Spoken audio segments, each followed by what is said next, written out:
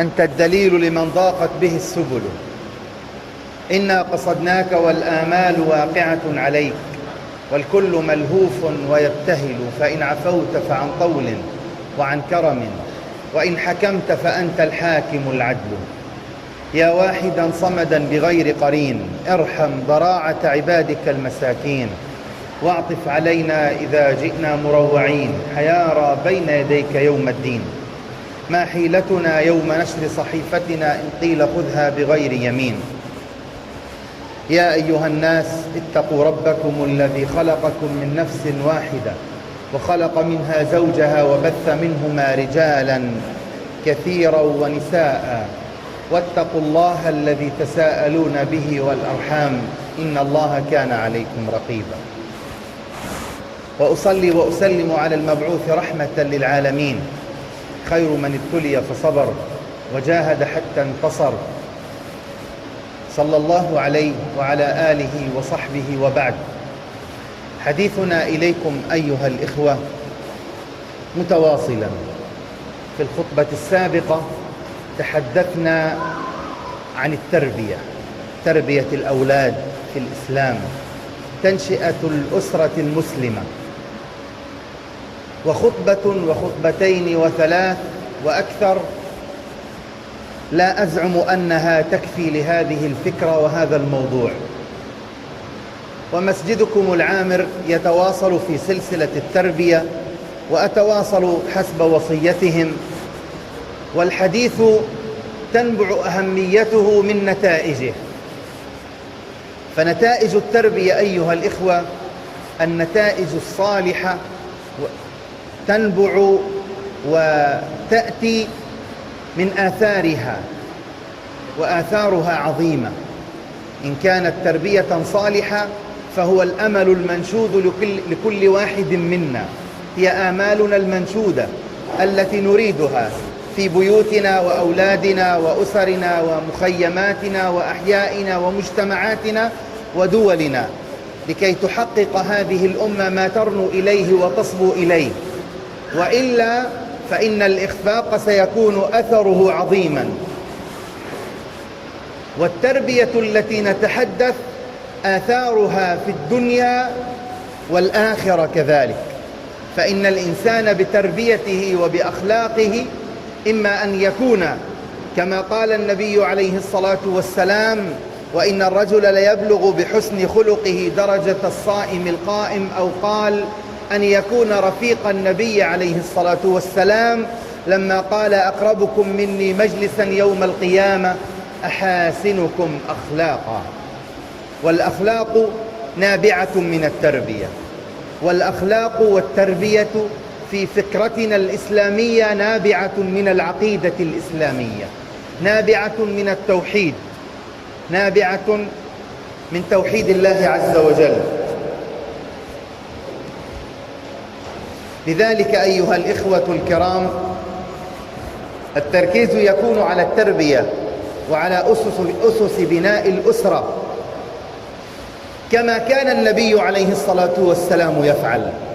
فنبينا في أقل من ربع قرن حول أمة من وإلى، حولها من رعاع، هكذا كان يوصف العرب، ومن عبدة الأصنام ووأد البنات والزنا والفجور، وأن المرأة كانت ميراثا يرثها أخي الميت أو ابنه أو عمه، إلى أن أصبحت ذات مكانة وذمة مالية، أصبحت هي التي ترث.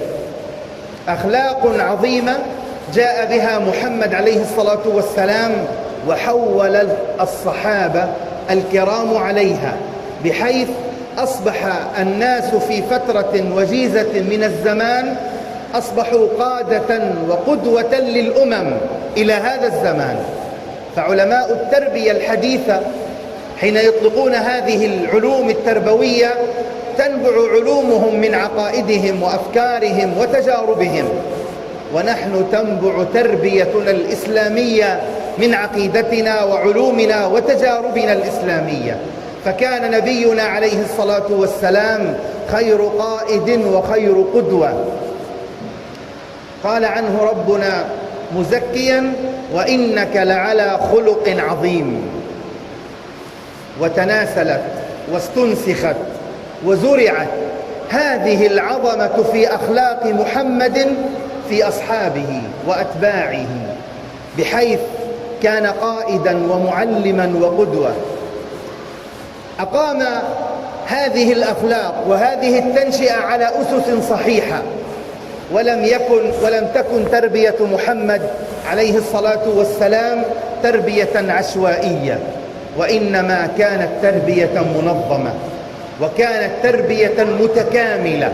فلم يركز فيها عليه الصلاة والسلام على موضوع التدين فحسب، ولم يركز فيها على البدن فحسب، بل ركز على التدين والعقيدة والبدن، وكذلك ركز على النفوس، نفسية الإنسان كان يراعيها، فأنشأ أمة متكاملة، أمة تصلح قدوة للناس، قدوة للبشر.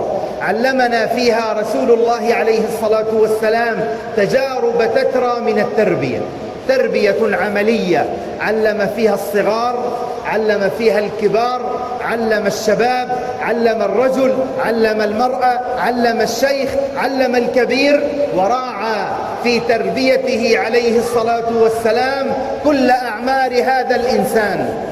راعى المتعلم وغير المتعلم، راعى السليم والسليم بمعنى السليم والسقيم، راعى كل أفكار الناس، راعى المريض أو المعاق كما راعى القوي، تحدث عن البنية البدنية وأهميتها كما تحدث عن أهمية العقل والفكر، لم تقتصر القوة على البنية الجسدية، فالأمة بحاجة للمجاهد القوي الصنديد، كما أنها بحاجة لابن مسعود صاحب القدم الدقيقة بعقله وفكره، وبحاجة لأبي هريرة الذي كان يتساقط أحيانا في المسجد بضعفه وقلة أكله وزاده، لكنه كان يحفظ العلم والحديث.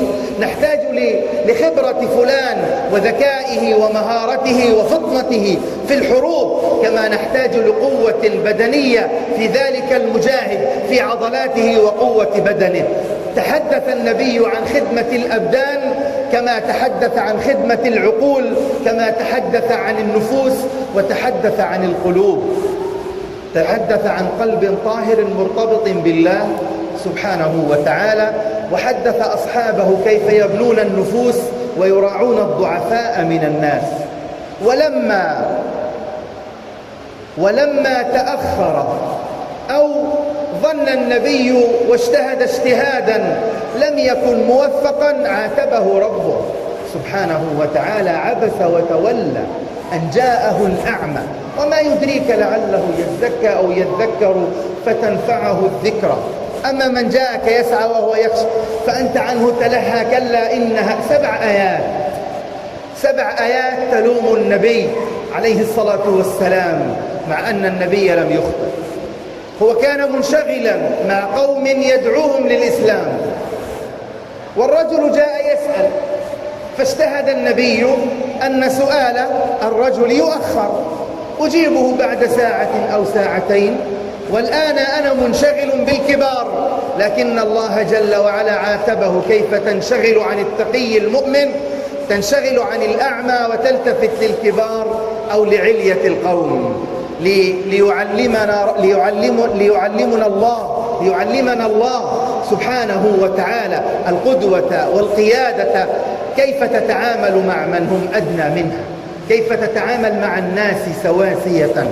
الجميع لا ينتبه فقط إلى القيادات مثله ثم ينسى الشعب، مع أن رسولنا عليه الصلاة والسلام لما أسس أسس التربية جعل لنا أساسا رئيسا، وهو القدوة. القدوة أهم أسس من أسس التربية الصحيحة. إذا أردت لولدك تربية فكن صاحب قدوة حسنة، كن قدوة لابنك في دينه وفي عبادته وفي معاملته وصدقه، كن قدوة في معاملتك لجارك حتى يكون الولد كذلك، في معاملتك مع التاجر وصاحب الدكان حتى يكون الولد كذلك. كن قدوة في معاملتك مع أصدقائك ومع من تحادثهم عبر الجوال ولا يرونك، ومن يطرق الباب ولا تقل للولد قل له إن أبي ليس هنا. لا تقل كذبا حتى لا يكذب الولد. كن قدوة في الخير حتى يتبعك الناس. هكذا كان النبي عليه الصلاة والسلام قائدا وقدوة، كان يقدم نفسه من أول الإسلام، قدم نفسه وقدم أهله وقدم أقرباءه قبل الناس. كان يفعل فيفعلون، ولما نسي مرة قال اذبحوا واحلقوا فلم يفعلوا، فدخل الدار قالت له زوجته يا رسول الله لا تحزن، قال هلك الناس، قالت وما ذاك؟ قال أمرتهم أن يذبحوا ويحلقوا فلم يفعلوا. قالت يا رسول الله عودتهم أن تفعل فيفعلوا. فذبح النبي وحلق، فكادوا يقتتلوا أو يذبحوا أنفسهم لشدة الاستجابة للنبي عليه الصلاة والسلام. كان قائدا وقدوة، قائدا في الحب واللين، وإلا فما السر في حب الناس لرسول الله عليه الصلاة والسلام؟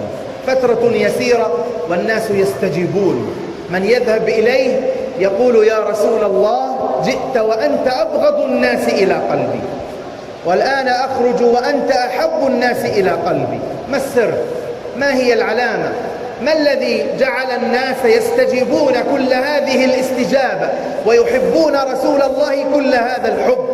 لولا حب الله وتوفيق الله والحب الذي زرع في قلبه فانصاع وانقاد للناس، ولولا محبته للناس ولولا لين رسول الله عليه الصلاة والسلام مع الناس لما أحبه الناس. فقد جبلت النفوس أن تحسن لمن أحسن إليها، جبلت النفوس أن تحسن لمن أحسن إليها. لذلك أيها الإخوة من يحسن إلى الناس يستعبد قلوبهم لطالما ملك الإنسان إحسانا.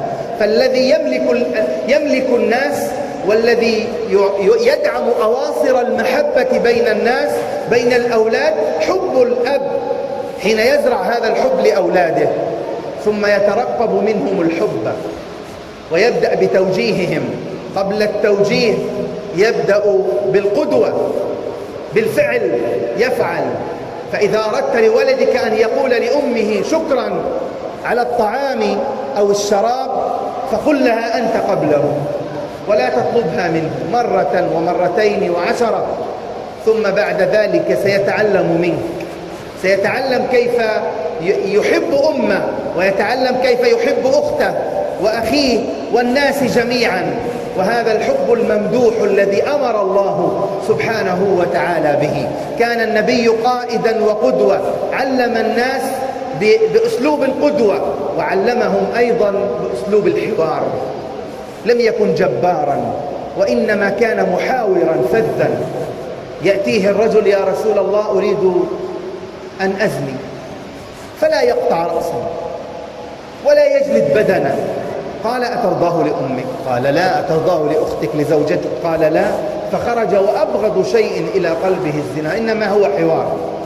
جاء الرجل وبال في المسجد، فغار الصحابة على المسجد، ولو أن واحدا فعلها اليوم لغضبنا وثرنا، ولا يوجد فينا من يغار على المسجد أكثر من غيرة النبي وأصحابه، لكنه قال لا تزرموه، دعوه حتى يكمل بولته، صار تصار.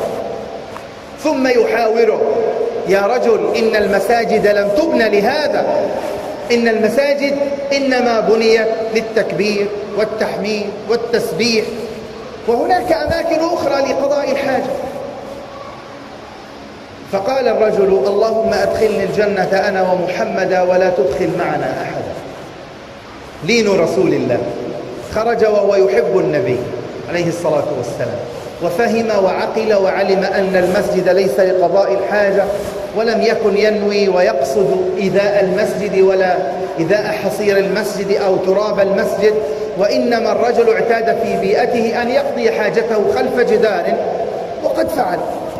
لكن النبي عليه الصلاة والسلام علمه بأسلوب الحوار، أسلوب اللين، بعيدا عن الشدة، بعيدا عن اللطم، بعيدا عن استخدام الألفاظ البذيئة التي نغرسها في كل يوم في أولادنا، وكأننا نتبارى في إخراج الكلمات المشينة لأولادنا. ماذا تريد من ولدك أن يشتم أخاه أو صديقه أو أخته إذا أراد أن يشتم أو يخاطبها وأنت لا تخاطبه إلا بهذه الكلمات؟ فمن أين سيستقي المعين والمعون؟ من أين سيأتي بالمدد؟ هذا ما الثقافة التي يتعلمها في داره، هي ثقافته، يتعلم من أبيه، يتعلم من أخيه، يتعلم من أخته. نزرع هذه الثقافة في أولادنا ثم نرجو منهم شيئا آخر. أنا لا أقول أن هذا حال بيوتنا جميعا، ولا حال الآباء، ولا حالهم في كل الوقت. وأعلم جيدا أن الأب احترامه، تحدثت في خطبة ذات مرة، أعتقد الخطبة السابقة، عاتبني أحد الإخوة قال: يا شيخ، تحدثت عن تربية الآباء للأبناء، ولم تتحدث كثيرا عن عقوق الأبناء للآباء. والفكرة حتى تصل لا يمكن لشيخ يصعد المنبر أن يذكر كل أهداف الدين وكل عقائد الدين وكل المواضيع الدينية، وإلا فسيخطب حتى غدا أو بعد غد أو لشهر أو لسنتين، وأنتم تستعجلوني دائما. لا تطل علينا يا شيخ. فحتى لا أطيل، إنما نعطي جرعات للفائدة والعبرة، وإلا فلنا خطب أخرى في تربية في عقوق، في بر الوالدين واحترام الأم والأب، وهو الأساس. لكننا نتحدث بتربية الآباء للأبناء حتى إذا ما تربى هذا الولد التربية الصحيحة استطاع أن يبر أباه وأمه، لأن هذه التربية فيها غرس النبي عليه الصلاة والسلام في أصحابه هذا الحب، غرس فيهم الصواب فتعلموه دون أن يتحدث عن الخطأ، دون أن يتحدث. فنحن نتعلم بالقدوة الصالحة.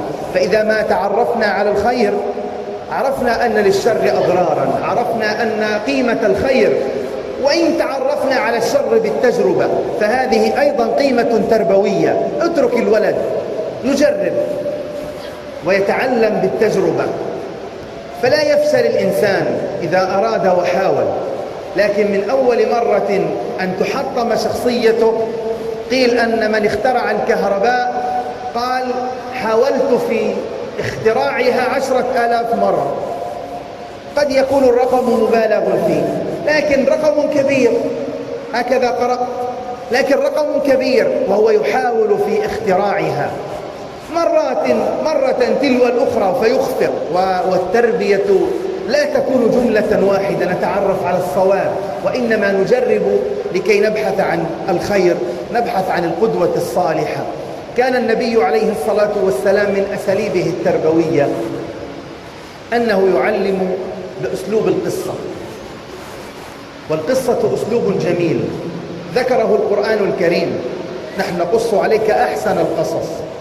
وهذا الأسلوب اليوم موظف ومستخدم، لكنه وللأسف مستخدم بأهداف دقيقة من أعداء هذا الدين، فيوظفون أسلوب القصة التي ينشد إليها الناس.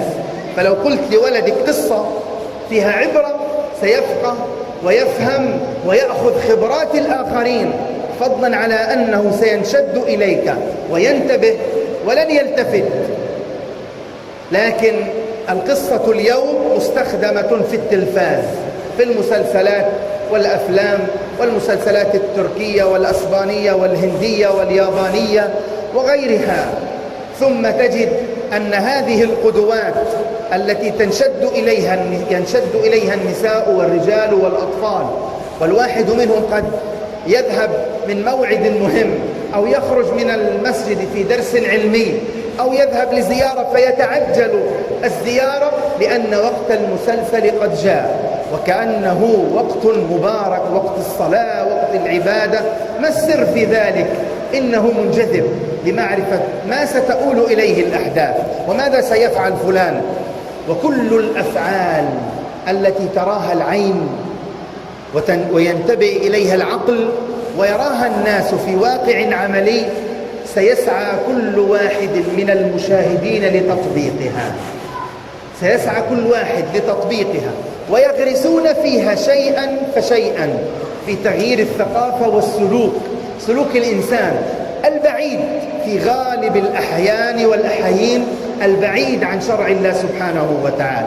يغرسون فينا هذه المسلسلات، إما أن يزرعون قيمة طيبة وهي قليلة، وغالبا ما يزرعون ويمهدون لزراعة فساد، لأن الإعلام مخدوم ويدفع عليه الأموال الكثيرة.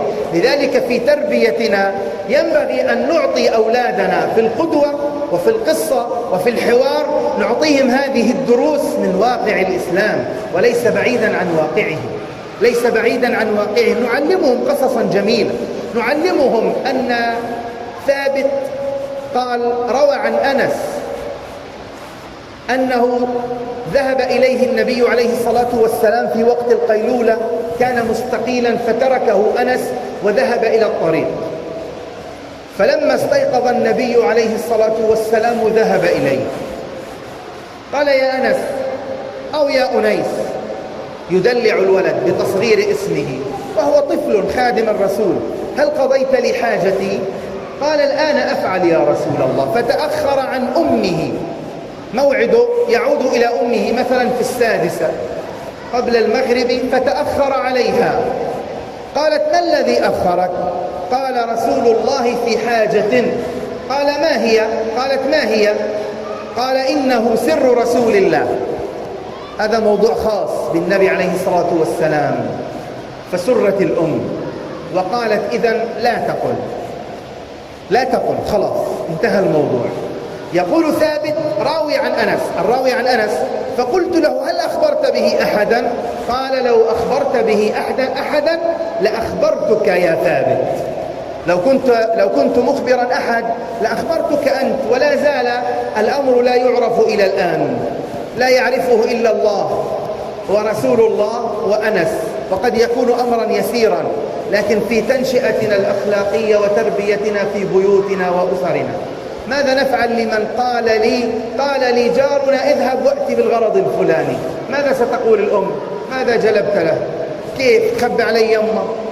طب يمه، ويمكن بعد أسلوب يمه ويابا وعشان خاطري طب خد شيكل وقول لي، يمكن يشتغل الصواريخ قصيرة المدى الأحذية أعزكم الله، وإلا فيجب أن يتكلم. وإذا أرسلناه إلى دار أهلنا دار أعمامنا ماذا حدث؟ من عندهم؟ ماذا قالوا؟ ماذا لم يقولوا؟ مين اللي قال؟ مين اللي عاد؟